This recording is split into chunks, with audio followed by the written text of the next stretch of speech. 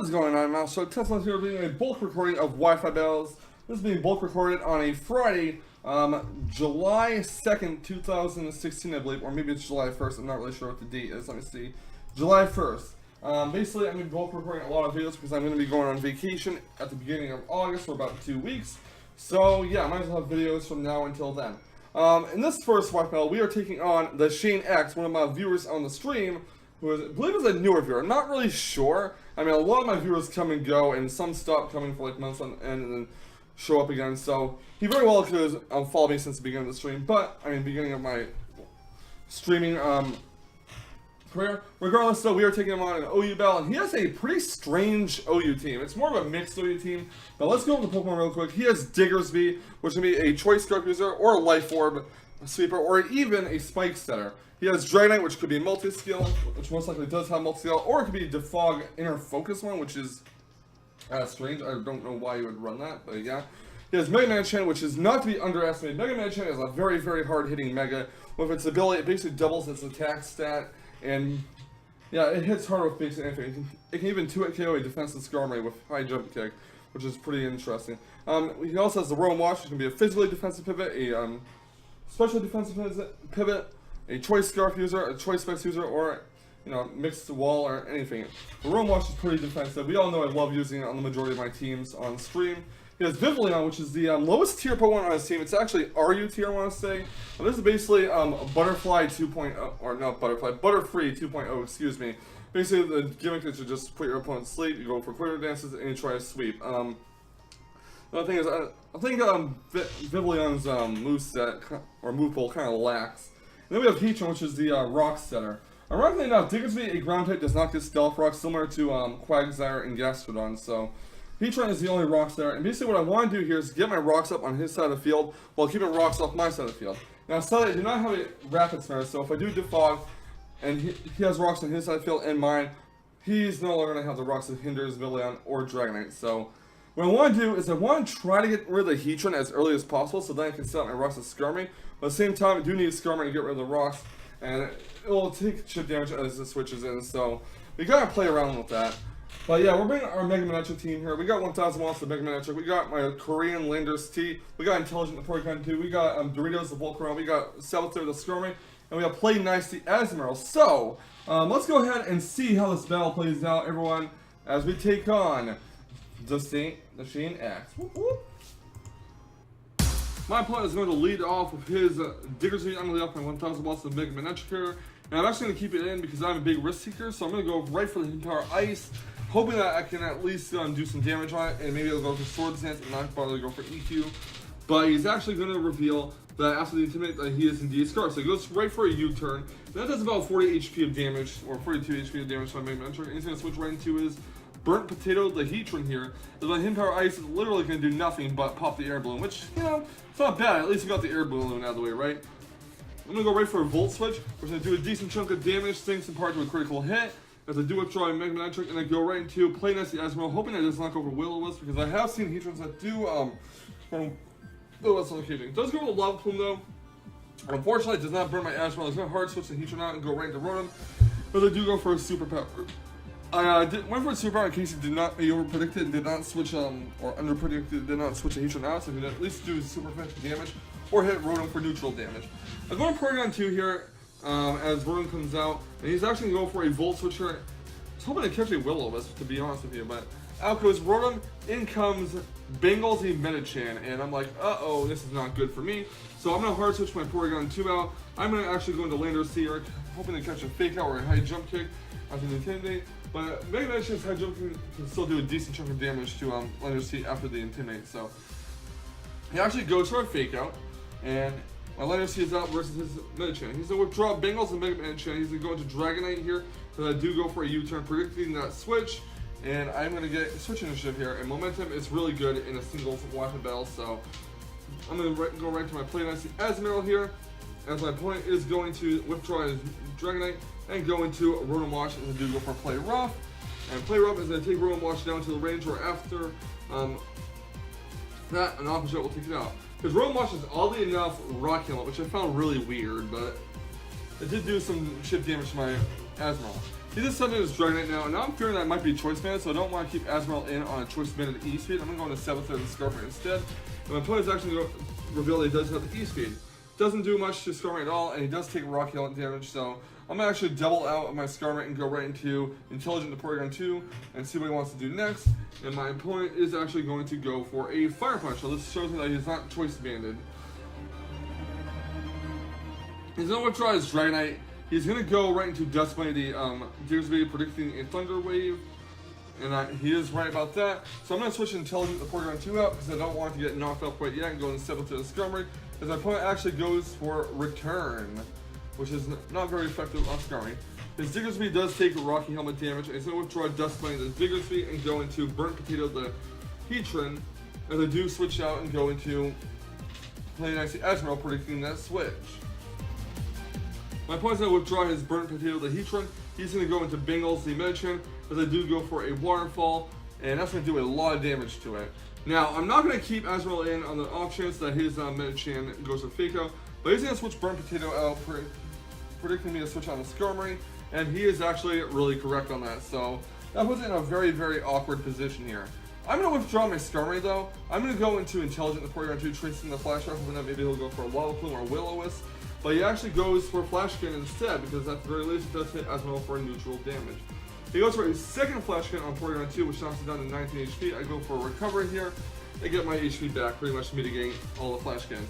He sets up rocks here, and now I'm like, oh, I need to find a way to get my Skarmory in there safely so I can just fog away the rocks, because I don't want any of my team to take damage from it.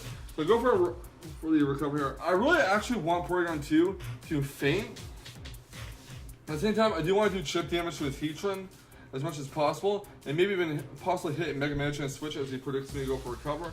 But I'm just going to keep going for a Tri-Attack, and he is actually going to go for a Flash Cannon again. I am not exactly sure what the fourth move on him. I know he has Flash Cannon and Lava Plume and Stealth Rocks. It could have been Will-O-Wisp for all I knew. But he does switch into a Vivillon, and now I'm like, uh-oh, if this thing sets up Quiver Dance, I'm in trouble because, yeah. He's going to go for Sleep Powder, which puts my Porygon 2 to rest, sadly.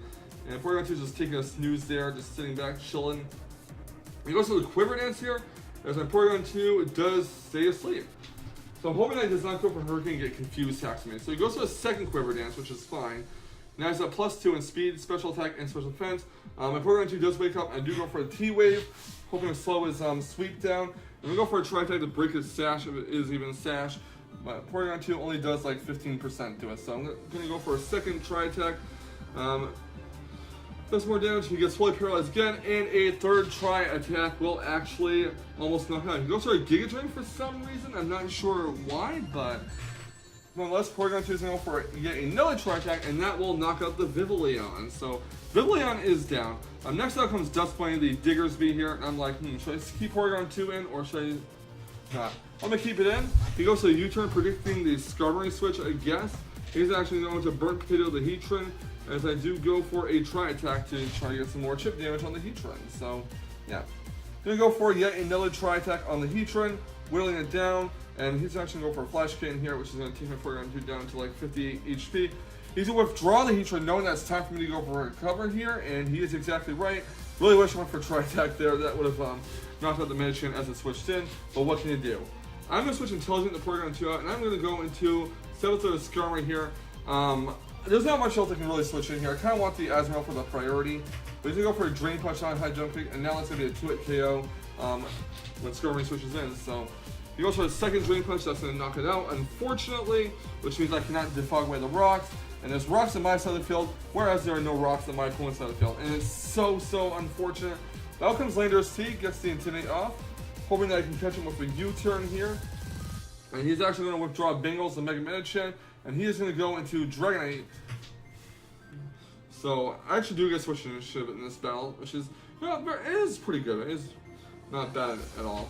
But I'm going to switch right to Intelligent to Porygon 2, triggers the multi-scale. I know Porygon 2 can take some hits from it as long as it doesn't set up. He's going to go for an Outrage here on my Porygon 2, as I do go for a Recover. The Porygon 2 gets its health back, and he's going to keep going for Outrage because he's locked into it for like 2 to 3 turns. I do get a T-Wave off, I believe. He is Lumberry Dragonite, so Lumberry cancels the Confusion. However, it does not cancel the Paralysis because Lumberry has already been used. Thus, Dragonite is fully paralyzed. He's going to withdraw his Dragonite, going to Bengals and Medicham. Again, really wishing I went for a Tri-Attack there. I go for a cover instead. Which brings it almost back into full health. He's actually going to go for a Drain Punch. I should have went for a Tri-Attack here, but at the same time, it might not have took it out that range since he does get health back. So I do go for the T-Wave at least, which is what I feel is the best move. Now I go for Tri-Attack, and it does a decent amount of damage, but it does not take Medicham out from that range. I'm just going to let Porygon 2 faint because I don't want to A, risk a crit my Porygon 2, or B, stall. And I don't really like to stall unless I absolutely have to. I'm going to go right into Landorus T here, drop the Intimidate on that Mega Medicham. Lower its T, attack statement 1. He withdraws the Bengals and Mega Medicham. He's going to go into Burnt Potato the Heatran here, as I do go for a U-turn, which is not going to do much to Heatran at all because its attacks were resisted. Landorus T gets withdrawn, and out comes Play Nicely Azumarill, which is going to take some rocks damage. And I'm going to go for a Waterfall here and knock out the Heatran. Now, I believe what's left on his team is Mega Medicham and Dragonite, if I remember correctly. Oh, and Diggersby. So that comes in Medicham. I'm going to withdraw Azumarill. Still kind of want that priority Aqua Jet in case needed against the Diggersby. But this switching Doritos is the Volcro, which takes half damage from Stealth Rocks. And yeah. He's going to go for a Fake Out on my Volcarona. And he's going to withdraw Bengals the Medicham to go into Dust Bunny the Diggersby. Now, if I was him, I probably would have preserved, but just sacked off the Medicham. But I do go for Fire Dance, which is going to knock Diggersby down to about yellow health. And I'm going to just let Volcarona faint. I know that the Diggersby was Scarf. So yeah. Out comes Landorus T. Get some rocks damage, Intimidate on the Diggersby. These rocks are really starting to take a big toll on my Landorus T. But it is going to Dragonite, which is fine by me, as I do go for a U-turn. Once Landorus T goes back to my party, I'm going to send out my Mega Manectric, aka 1000 watts, get the Intimidate off on the Dragonite, and take some rocks damage. And I'm going to hope that maybe his Dragonite can be fully paralyzed, but no, he goes for E-Speed, and I'm hoping that does not take me out. Knocks Mega Manectric down to 39 HP, and Hidden Ice will finish off the Dragonite from that range.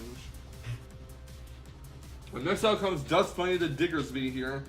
And I'm going to withdraw Mega Manectric. I don't want it to faint quite yet, and I do want to send out Play Nice Azumarill. I could have sent out Landorus T, and in hindsight, that might have been the better and safer play, but I did just send out Azumarill instead. Now Landorus T is going to come out, going to drop that Intimidate on the Diggersby, and lower its attack set. I'm going to go for the Earthquake. I was worried that I wouldn't outspeed because my Landorus T is Adamant Scarf on this team. Well, Diggersby is down. And next out will come Bengals, the Mega Medicham here. And he does go for a Fake Out, and that will almost knock out Landorus T. He goes for a Bullet Punch, and that will knock out this time. So Landorus T is down. And next out is 1000 watts of the Mega Medicham, believing my only Pokemon left against him. Get to take some rocks damage. Unfortunately, after the Intimidate, Bullet Punch will not take out Mega Manectric, and Mega Manectric will survive with 6 HP and go for the T-Bolt and finish off the Mega Medicham. So that was a really good battle. I'm very fortunate enough that my Mega Manectric survived on 6 HP towards the end there, or else I would have lost, obviously. But that Mega Manectric is not a Mega to underestimate. It hits really, really hard, and 2-hit KOs Skarmory with high jump kick due to its insane ability. And I'm really glad that he overpredicted in the beginning, going for U-turn. And to be perfectly honest with you, that was a safe play on his part because you don't want one of my Pokemon going down and me getting switch initiative and Landorus T just, turning it into a prediction game. But leave a like, comment, subscribe if you want to see more fantastic Wi-Fi action. And I'll catch you on the flip side. And remember, stay salty, Race Crews, stay salty.